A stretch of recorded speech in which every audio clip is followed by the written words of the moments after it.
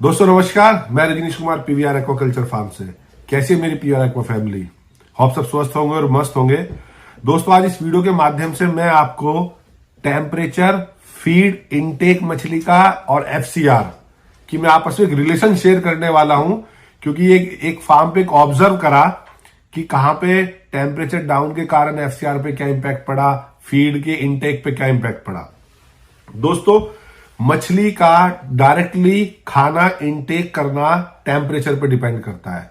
जब टेम्परेचर बढ़ता है, या ये कह सकते हैं जो ग्रोइंग मंथ्स है हर एक स्टेट के अलग वाइज, जैसे मैं नॉर्थ इंडिया में फार्मिंग करता हूं तो मार्च से सितंबर तक सबसे ग्रोइंग टाइम है। अक्टूबर से थोड़ा टेम्परेचर डाउन होता है तो फीड इनटेक कम हो जाता है, क्योंकि मछली हमारी कोल्ड ब्लडेड होती है। तो जब टेम्परेचर डाउन होता है तो वो अपना फीड इनटेक कम कर देती है। मैंने एक स्टडी में ऑब्जर्व किया कि जब टेम्परेचर डाउन जाता है तो हम दो सिनेरियो ले लेते हैं। एक मछली को हमने लिमिटेड फूड दिया और एक मछली को उसके बॉडी वेट के हिसाब से हमने फीड दिया। टेम्परेचर कम था, मछली को हमने लिमिटेड फीड दिया और हमने उसकी जो ग्रोथ ऑब्जर्व करी, और एक हमने उसकी as per body requirement feed दिया जब उसकी ग्रोथ ऑब्जर्व करी। तो दोनों में जब हमने लिमिटेड फीड दिया तो उसकी ग्रोथ में मार्जिनली बहुत ही कम इंप्रूवमेंट हुआ और एफसीआर बहुत हाई रहा। जो लोग, ये वीडियो मैं इसलिए शेयर कर रहा हूं आपसे, जो लोग बात कहते हैं हमने तो खाना खूब खिलाया और हमारी मछली नहीं बढ़ी, वहां कहां प्रॉब्लम है? उसकी मेन प्रॉब्लम का कारण क्या है कि जब तक आप मछली को उसकी बॉडी वेट के अनुसार खाना नहीं देते हैं तो एफसीआर तो बढ़ता ही बढ़ता है, उसका बायोमास भी इंक्रीज नहीं होता है।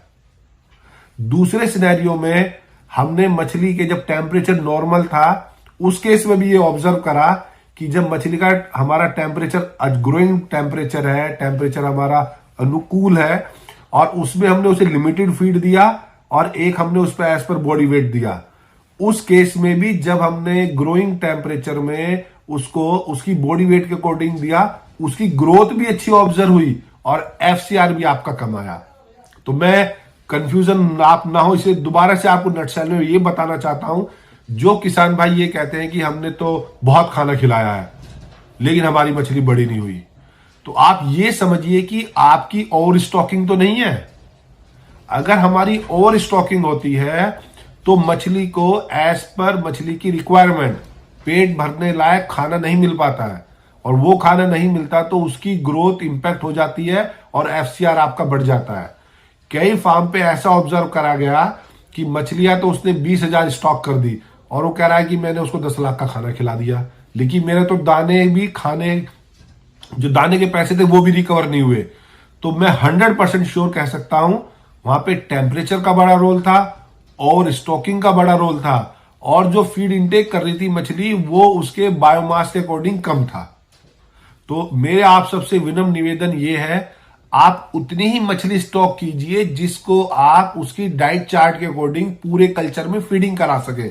तो 100% आपका एफसीआर भी कंट्रोल आएगा, आपका बायोमास भी गेन होगा और आपकी प्रॉफिटेबिलिटी भी अच्छी आएगी। क्योंकि ये जो एक्टिविटीज है, ये एक्सपीरियंस से, नए नए पायलट प्रोजेक्ट करने से ही कुछ गेन होता है, तो मैं आपको शेयर करता हूं।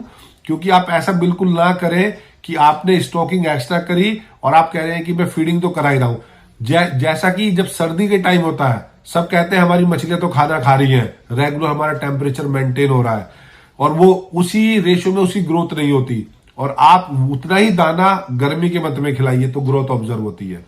तो आप इसे समझ सकते हैं कि टेम्परेचर का, फीड इनटेक का और एफसीआर का सबका आपस में बहुत बड़ा कोरिलेशन है, आपस में रिलेशन है उनका।